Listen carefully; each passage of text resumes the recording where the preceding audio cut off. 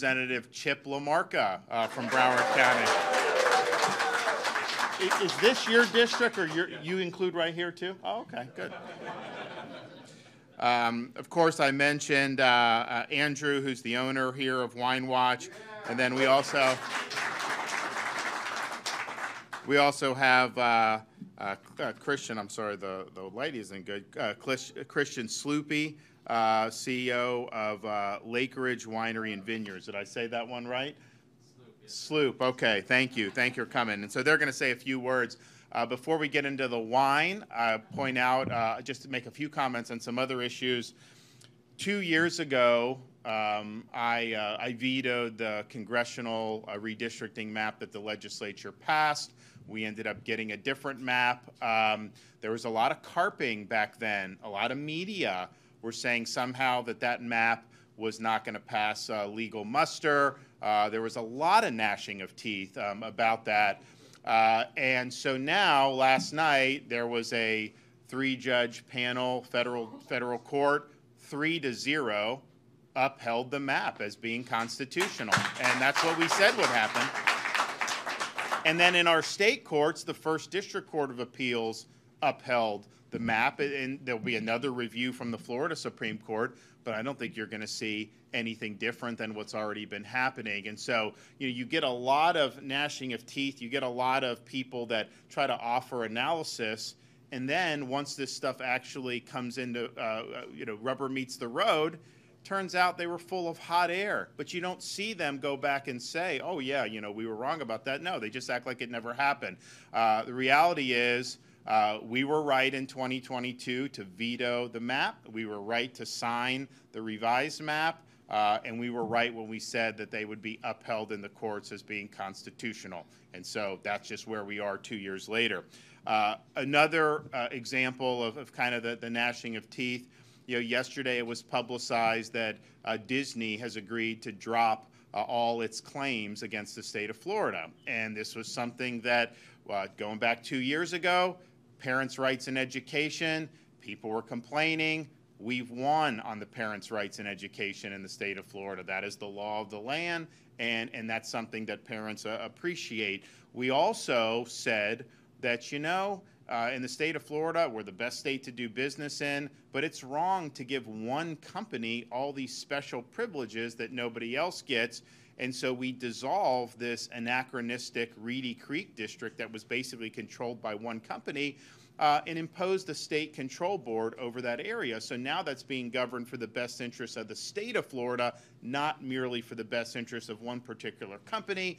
People gnashed teeth at that. They said that somehow was going to be a problem. And not only has it not been a problem, that board has saved taxpayers millions and millions of dollars because they're governing with transparency and effectiveness. Now, before that board took over in 2023, Disney executed these 11th hour agreements with the old district, which they controlled. So it's basically like doing a contract with yourself, purporting to tie up the land, purporting to impose covenants, all this stuff. And that was portrayed in the media as, oh, Disney has outmaneuvered the state of Florida, not even looking at that these things were not going to pass muster. And that was kind of what they would try to do. Well, yesterday's agreement acknowledges that those covenants and those 11th hour agreements done between the old district and the company are null and void. And so we were right about that. And we were also right that you're not going to have a First Amendment challenge to changing the structure of a local government.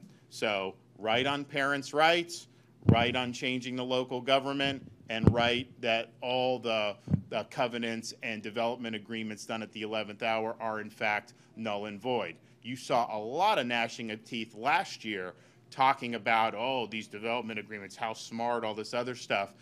Now you don't hear as much about how, but the reality is our position in every single thing we've done over the last 2 years with respect to not just the parents' rights, but also the local government there in Central Florida, every single action that we've taken stands, has been upheld, and will be the law of the land in the state of Florida going forward. So That's just a fact. That was not what a lot of people have been saying over the last 2 years, yet here we are. Final thing I'll say is we have now rescued over 100 Floridians from Haiti. You have a very difficult situation there, and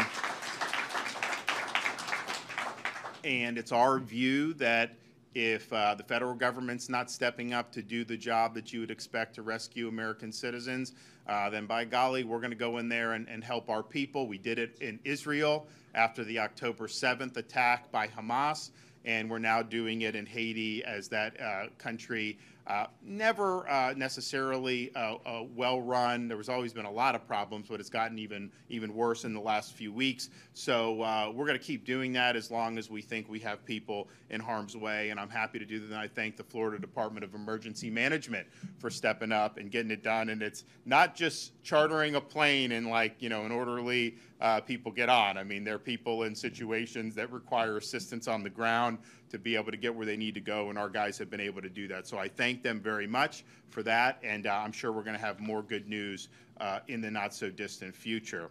So we're here today to talk about wine and to talk about something that I know is near and dear to the hearts of many people in our state, and to be frank, it's something that was near and dear to the hearts of a lot of people that founded this country.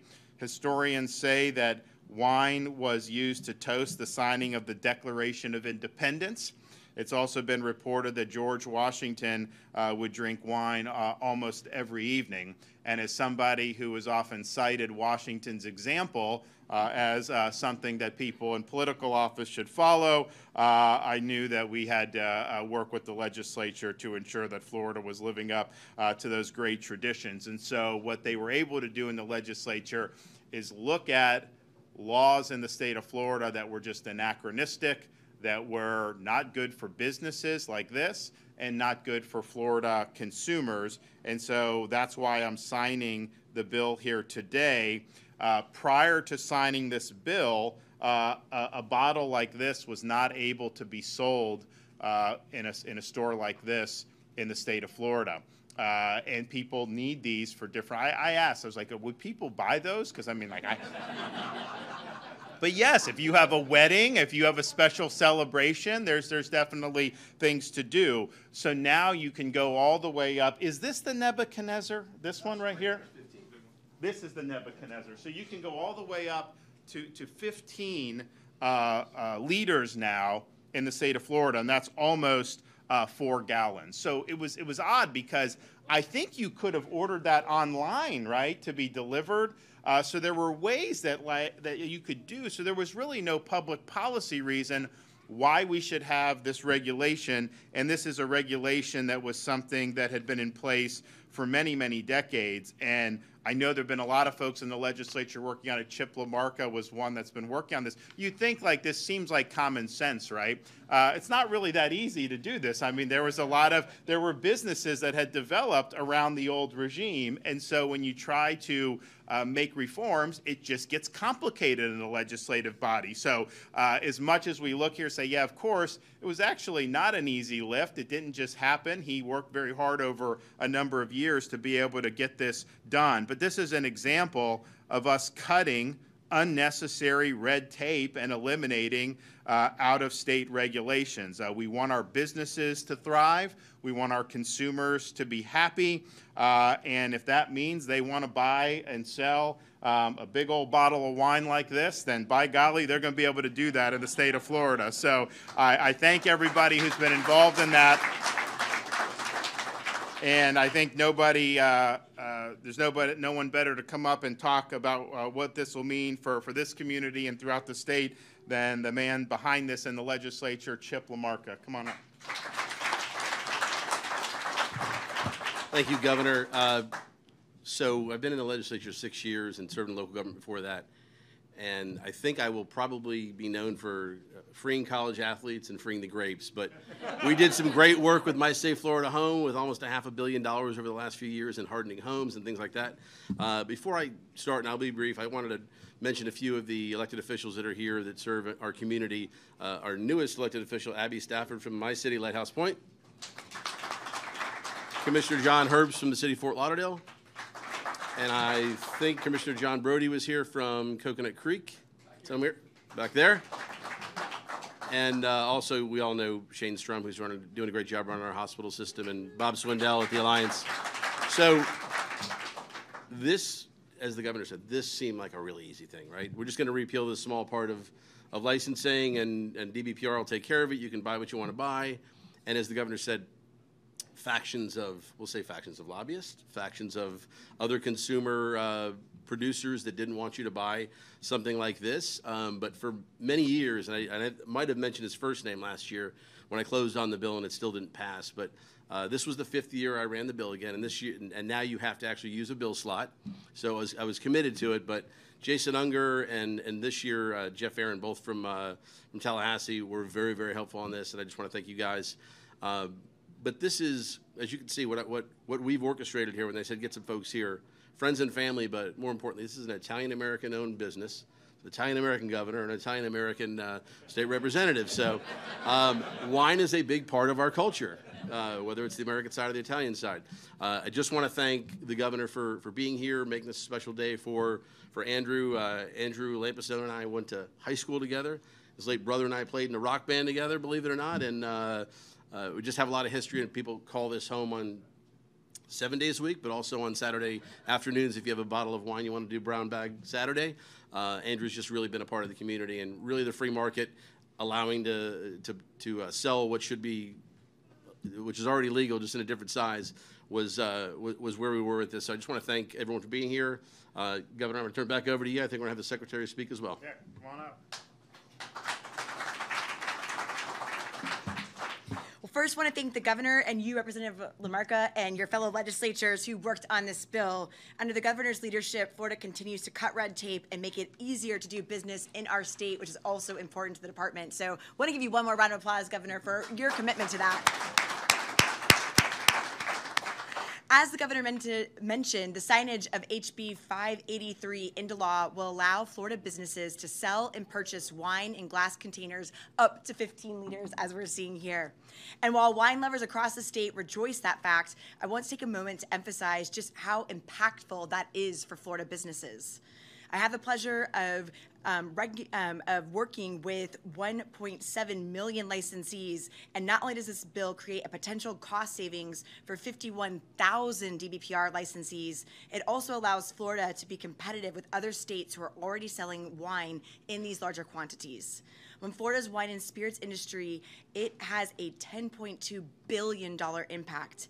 And when you account for suppliers, producers, wholesalers, and retailers, that impact grows to more than $17 billion.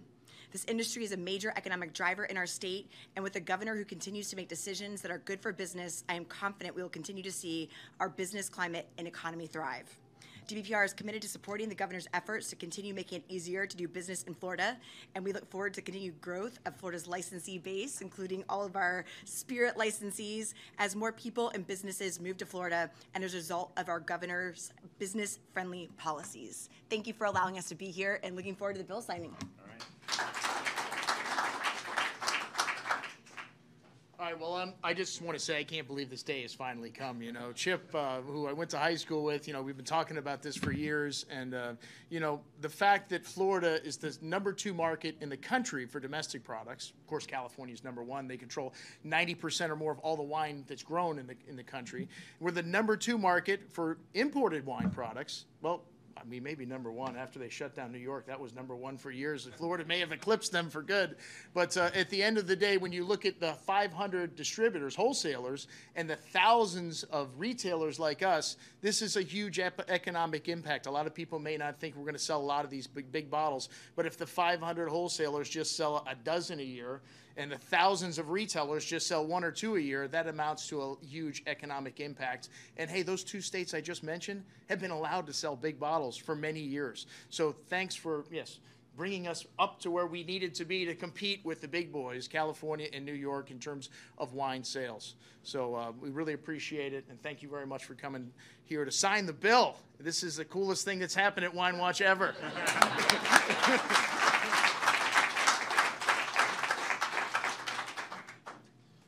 First off, thanks, Thanks, Governor. I appreciate you having me out here today and everyone for coming out. My name's Christian Sloop. I'm the COO of Lake Ridge Winery and Vineyards. We're the largest winery here in the state of Florida. We also own and operate a San Sebastian winery in St. Augustine, Florida, and we've got vineyards up in the Panhandle, Prosperity Vineyards. Excuse me. I'm the third generation of family that own and operates this wine business. Between us, we employ roughly 115 people. We grow grapes on around 200 acres here in the state of Florida, and we have over 400,000 visitors a year that come through our doors. This is a very big bill for us to be able to offer something that consumers can come and get for a large format and use at weddings, et cetera. We get asked all the time. We have this prop bottle here that sits in our wine shop, and multiple times a day people come and ask about, can I buy this, can I buy this? And it's unfortunately we can't, but now we can, so we appreciate that. This bill helps us with offering this and other larger formats. I hope we can get up to some Nebuchadnezzars, 15 liters, and offer that to our consumers. So thanks for everyone coming out, and thanks, Governor. Okay, thank you. All right, so we have whoever wants to come up will go, and we'll make this official.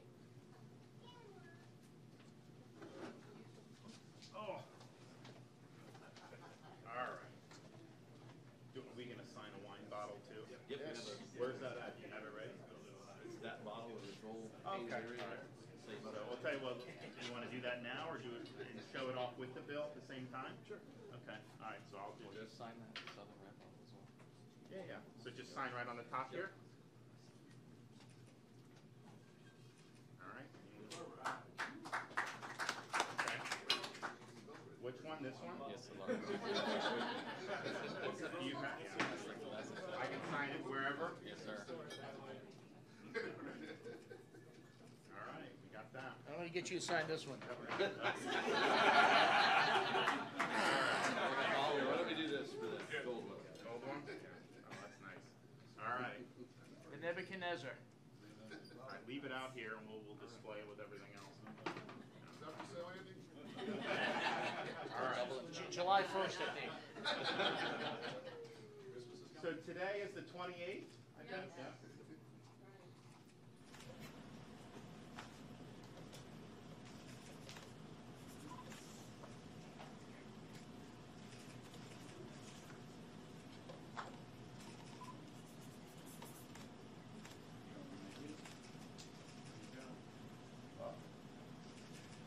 All right, finally, here it is.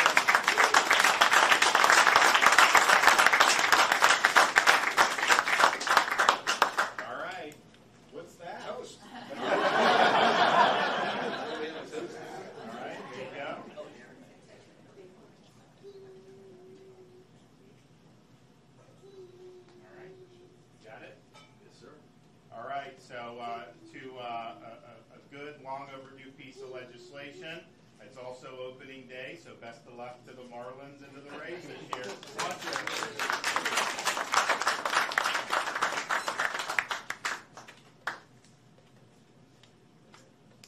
Some tannins, right? What kind is this? 98 vintage Criston Jesse Vineyard. Oregon peach. Okay. All right.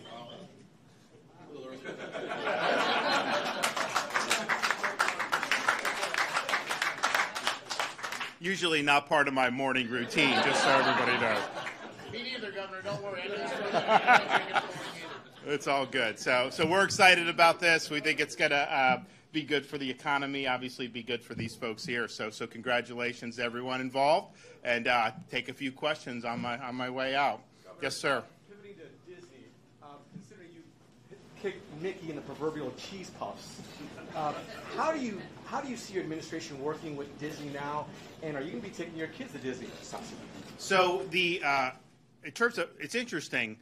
We in spring break we took our kids to Universal Islands of Adventure in the studios, and it was crowded. But like when you went into those Harry Potter areas, It was packed, unbelievable. I mean, they are just printing money with Harry Potter. You know, J.K. Rowling is just a genius for what she. I mean, it's like the intensity and all that. So that's been a cash cow for Universal. And then they have Epic Universe coming. Epic Universe is going to be as big as Islands of Adventure and Universal Studios combined, bigger than that. I think I actually just saw a video. I didn't have a chance to watch it, where they previewed one part of Epic Universe.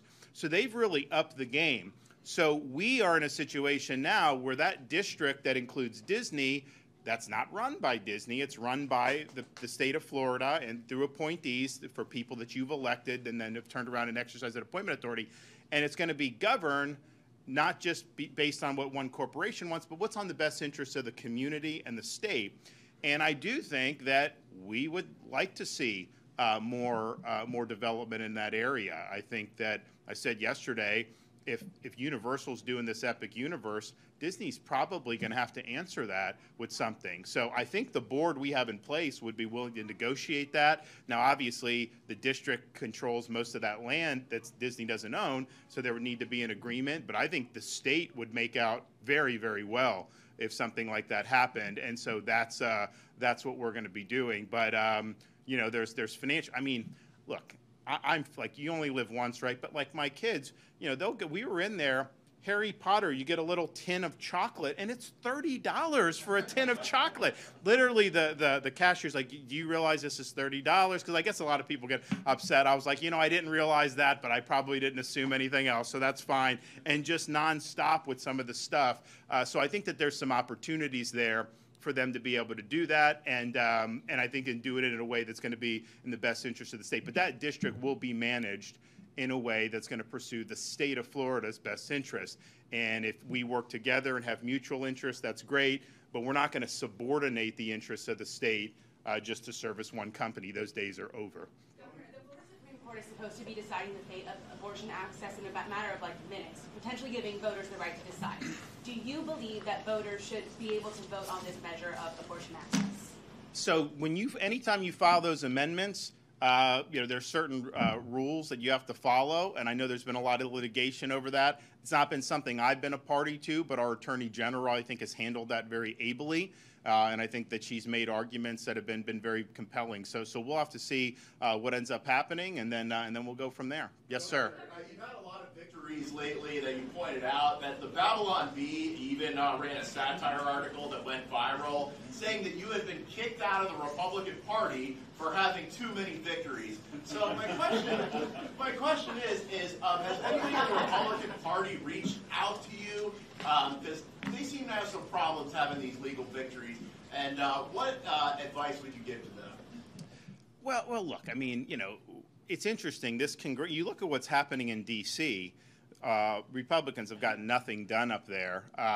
But if it wasn't for Florida, we added 4 Republicans in 22 to our congressional delegation. Democrats would have the House right now if it wasn't for Florida. That's just a fact. That would be the case. So we've done, I think, everything that we could do in Florida to put points on the board.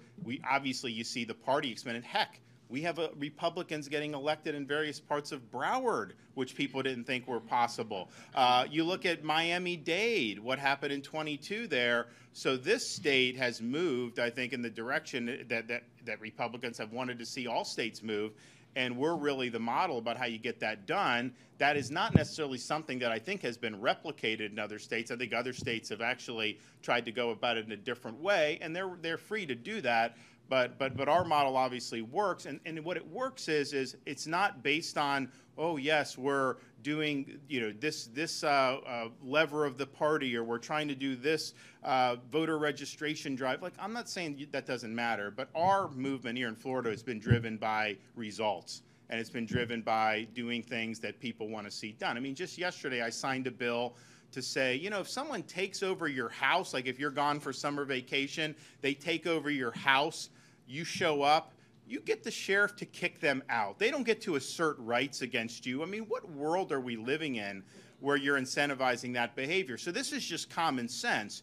A lot of stuff that we've done over the years has just been common sense. So I just think it's rooted in in success and delivering results. And when you tell people you're going to do something, then do it.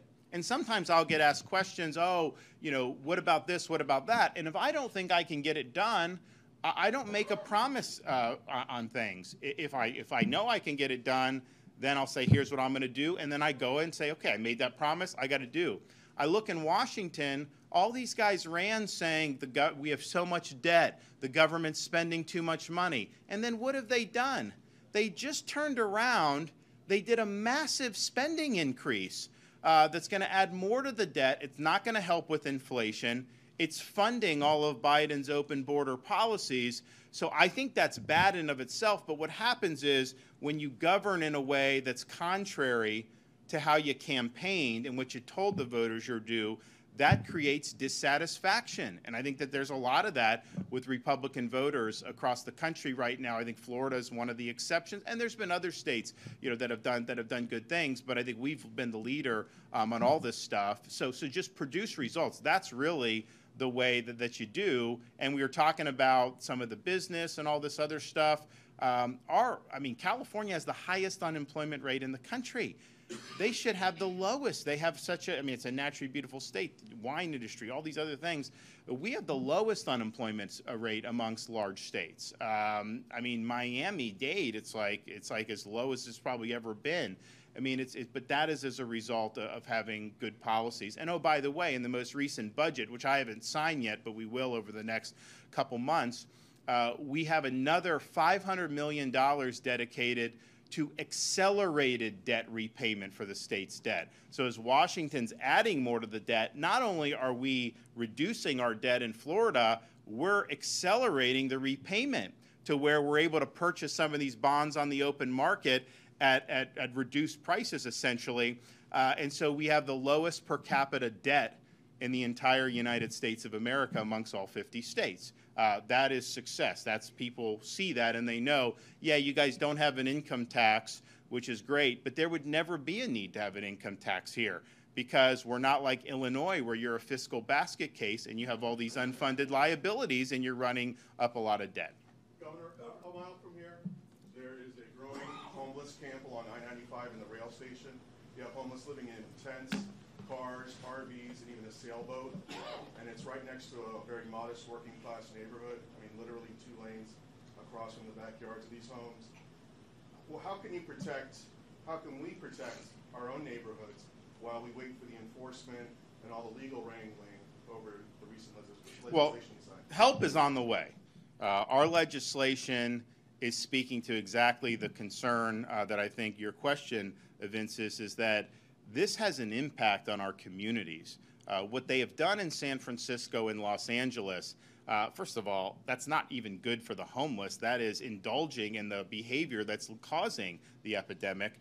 So it's not even good for them. But it's really bad if you can't walk your dog down the street, you can't have kids going out and playing in a neighborhood because of drug use and homeless that are there. So the legislation that we signed says very simply, no public sleeping, no camps on sidewalks, parks, any of these streets.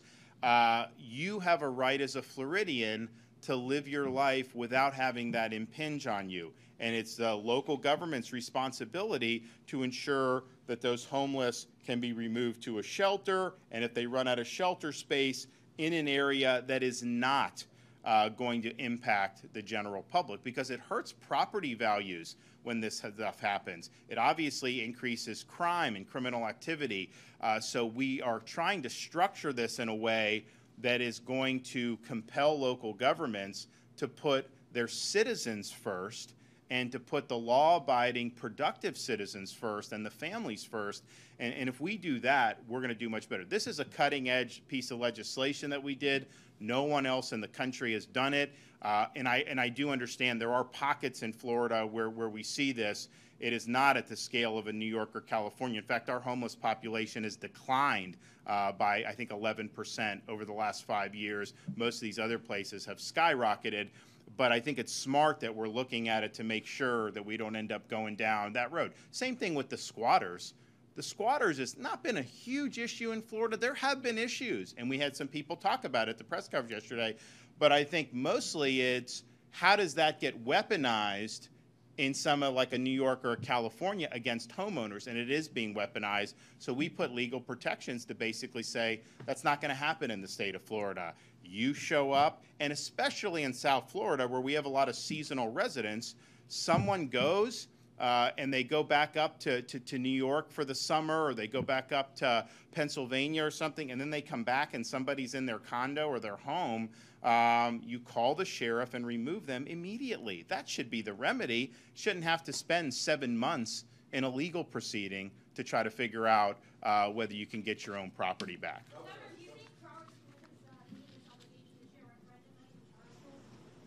No, not from what I've read, no. I mean, now I haven't spoken to Manny Diaz about that per se, but I think what they were doing is not following the spirit of the law. And these charter programs, look, in Broward, you've got a number of schools that have done very, very well. In fact, our charter population in Florida is now close to 400,000 students. If you look demographically, they would skew low income. They would also skew more racially and ethnically diverse. If you took that almost 400,000 cohort and they were their own state, which is actually as big a student population as a lot of states have total K-12, it would be one of the top 5 or 6 performing states in the country. And so our charter programs have worked in the state of Florida. When they don't do a good job, parents don't send them there, and then the schools have trouble. But we've done things like, we've done this turnaround school program. You had a school in the Panhandle that was just in total disrepair. Charter operator came and took over, and now it's turning around. So I think it's been a good thing to have in this state, and ultimately having choice, both private scholarships. We're getting close to 400,000 kids on private scholarships, charter. And then within school districts, you've got a lot of choice. I mean, Miami-Dade has a lot of choice within the school district. I don't know that Broward has as much as Dade does, but there are meaningful choices where I think you probably have close to 1.5 million students in some type of choice program, maybe a magnet, maybe an IB, maybe a charter, maybe a private scholarship school. And that is really, really good for parents.